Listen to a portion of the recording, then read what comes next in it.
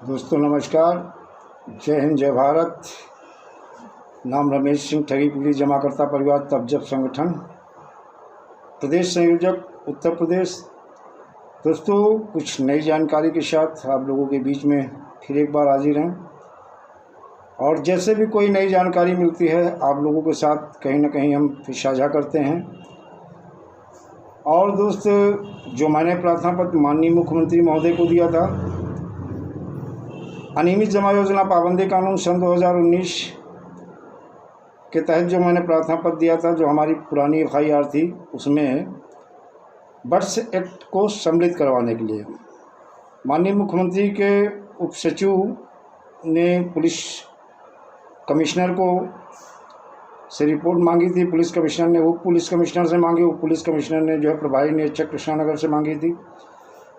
दोस्तों उसमें देखा जाए, जो अभी आख्या प्रभारी निरीक्षक कृष्णानगर ने पुलिस आयुक्त को दिया है और उन्होंने ये कहा भी है, banning of unregulated deposit scheme act 2019 की धाराओं को सम्मिलित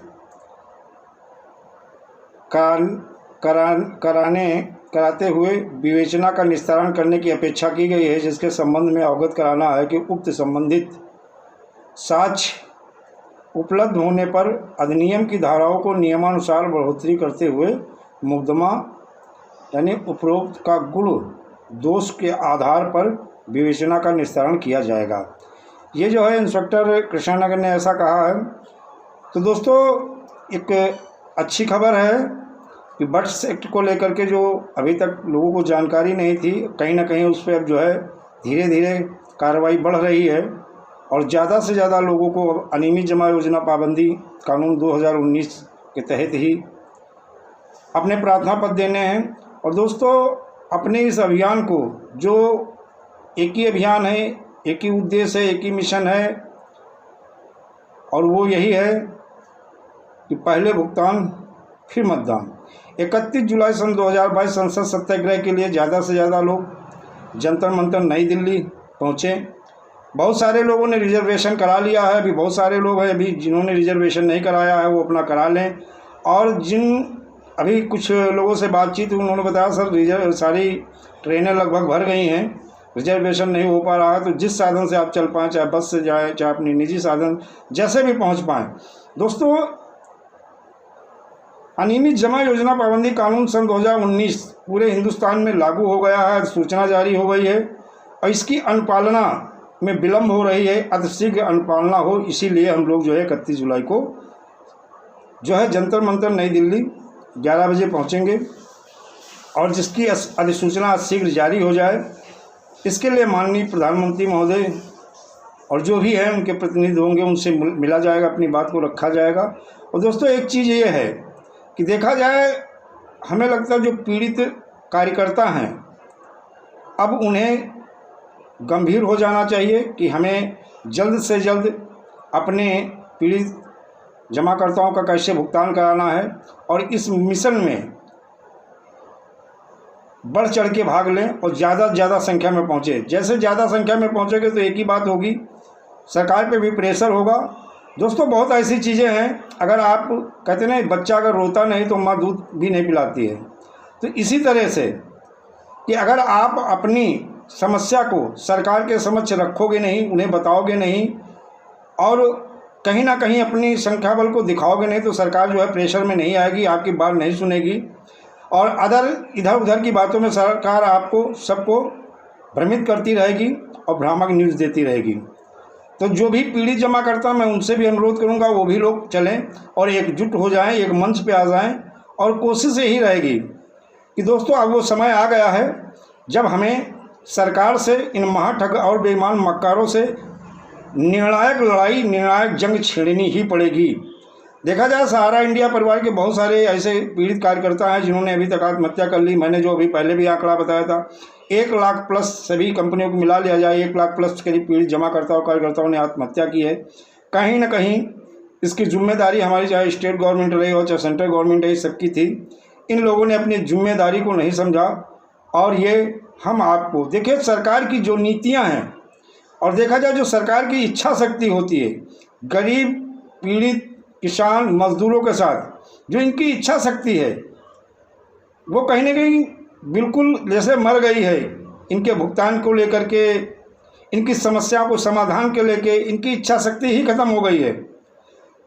और एक बार भी नहीं हम गरीब और पीड़ित जो भी जमा करता है या पीड़ित कार्यकर्ता हैं या जो मजदूरों ने पैसा जमा किया था, जिनके अपने सपने थे, ड्रीम थे कि बच्चों की शादी करेंगे या उनकी और कोई योजना थी कि बच्चे के भविष्य के लिए या हम मकान बनवाएंगे या और सारी योजना जो बनाई थी, इन महाठग बेईमान मक्कारों ने जो है सरकार से मिलकर लाइसेंस लिया। सरकार ने इन्हें लाइसेंस दिया और सरकार के संरक्षण में इस काम को किया।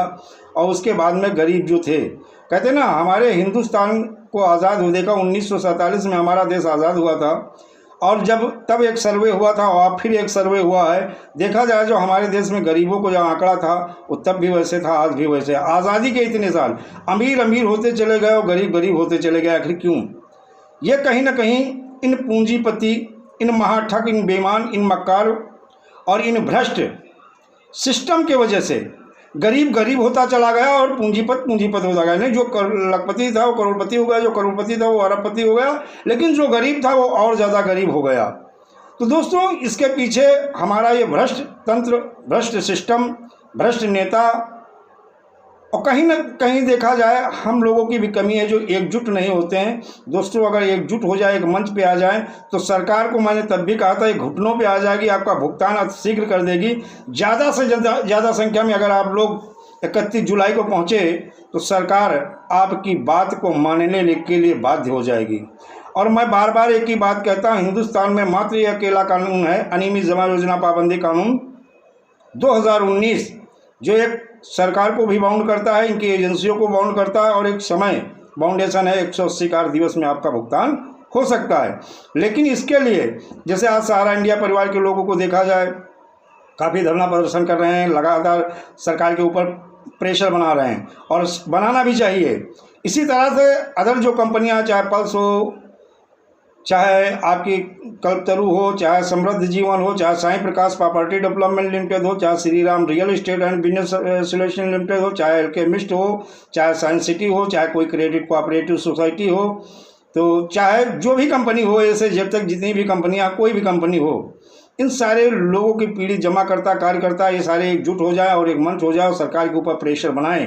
दोस्तों, हिंदुस्तान में ऐसा कोई काम नहीं है संभव, क्योंकि आप लीगली जो आपने पैसा अपना जमा किया उसको आप कानून और संविधान के दायरे में रह के मांग रहे हैं और ये सरकार की जिम्मेदारी बनती है। अगर देखा जाए, सरकार को अब तक इसे जो है राष्ट्रीय आपदा घोषित करके एक राहत कोष बनाना चाहिए। जैसे ममता बनर्जी सरकार ने जो है 500 करोड़ का एक राहत कोष बनाया था, उस कोष के माध्यम से काफ़ी लोगों का भुगतान हुआ था, बाकी उनकी प्रॉपर्टी सेल आउट होकर भुगतान हुआ। इसी तरह से सरकार को राहत कोष बनाना चाहिए और पीड़ित जमाकर्ताओं का भुगतान करना चाहिए। और ये तभी संभव है जब सारे लोग एकजुट हो जाओगे, एक मंच पे हो, सारा मतभेद भुला करके एक मंच पे आ जाओगे। अलग अलग अगर अपना आप बयानबाजी करोगे, अलग अलग अगर अपना जो है विरोध दर्ज कराओगे, दर्ज कराना चाहिए, लेकिन एकजुट होकर एक ही उद्देश्य, एक ही मिशन, एक ही लक्ष्य कि अनियमित जमा योजना पाबंदी कानून के तहत हमारा जो है मूलधन प्लस 2 से 3 गुना यानी जो है ब्याज समेत, जुर्माना सहित पीड़ित जमाकर्ताओं का भुगतान करें सरकार। यह सरकार की जिम्मेदारी है। और अगर सरकार ऐसा नहीं करती है तो ये जान लीजिए 20 करोड़ पीड़ित जमाकर्ता परिवार ये चुनाव में बहिष्कार करेगा। जैसे 22 करोड़ मत पा करके, अगर देखा जाए 22 करोड़ प्लस मत पा के भाजपा आज सत्ता में है, माननीय प्रधानमंत्री मोदी जी अगर देखा जाए प्रधानमंत्री हैं, तो इन्हीं गरीब, मजदूर, किसान और इन बेरोजगार लोगों ने इनको मत दिया था। यही सन 2024 के पहले एकजुट होकर चुनाव का बहिष्कार करेंगे। और चुनाव, मैं ये नहीं कहता हूँ कि भाजपा ही बुरी है, सारी पार्टियां, चाहे सपा हो, चाहे बसपा हो, चाहे कांग्रेस हो, चाहे आम आदमी पार्टी हो, चाहे तृणमूल कांग्रेस पार्टी हो, चाहे शिवसेना, कोई भी पार्टी ऐसे जब तक हो, ये कोई दूध की धुली नहीं है। इन सब पार्टियों का बहिष्कार किया जाएगा और इन्हें चुनाव में बहिष्कार का सामना करना पड़ेगा और पीड़ित जमाकर्ताओं के क्रोध का भी सामना करना होगा। और कहीं ना कहीं ये जो अभी मलाई खा रहे हैं, ये मलाई से भी और फिर रोड पे आ जाएंगे। अगर ये जनता आपको बड़े बड़े पदों को दे सकती है, और मैं पुलिस से भी यही अनुरोध करूंगा, आप अपनी जिम्मेदारी को समझिएगा, बर्थ सर्टिफिकेट के अंतर्गत मुकदमा दर्ज करिएगा। अगर आपकी इच्छा शक्ति है, पीड़ित जमाकर्ता या पीड़ित जिनके लिए आपकी जो सैलरी मिलती है, जो इन पीड़ित जमाकर्ता हो, मजदूर हो, किसान हो, जिनके ऊपर कर लगाए जाते हैं, चाहे वो कोई भी, अगर हम एक बिस्किट भी खाते हैं उस पर भी हम देते हैं, कहते ना कुछ टैक्स हम जो है ऐसे देते हैं, कुछ मतलब ऐसे देते हैं इनडायरेक्ट, यानी डायरेक्ट इनडायरेक्ट देते हैं। तो जो प्रोडक्ट हम यूज़ करते हैं भी इनडायरेक्ट सरकार को टैक्स जाता है।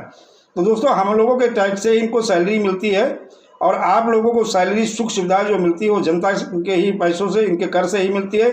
इसलिए आप अपनी जिम्मेदारी को समझिए और बर्थ सर्टिफिकेट के अंतर्गत इनके मुकदमे पंजीकृत करिए। और दोस्तों, सारे लोग जैसे मुकदमे पंजीकृत हो जाएं, आप भुगतान का दावा सक्षम अधिकारी के पास करें, और सक्षम अधिकारी की ये जिम्मेदारी बनती है अपना ट्रायल पूरा करके 180 कार्य दिवस में भुगतान करें। और दोस्तों, तभी ये संभव हो जब सारे लोग आप एक मंच पे आ जाओगे, एक साथ आ जाओगे, एकजुट हो जाओगे, और तभी ये संभव है। अब वो समय आ गया है कि आपको अब निर्णायक जंग सरकार इन भ्रष्ट नेताओं, भ्रष्ट महाठगों, बेईमान मक्कारों के खिलाफ छेड़नी पड़ेगी, तभी आपका भुगतान होगा। और दोस्तों, इस वीडियो को ज़्यादा लंबा नहीं करेंगे। अगर वीडियो अच्छा लगे तो ज़्यादा से ज़्यादा लाइक करें, सब्सक्राइब करें। दोस्तों, जय हिंद, जय भारत, वंदे मातरम।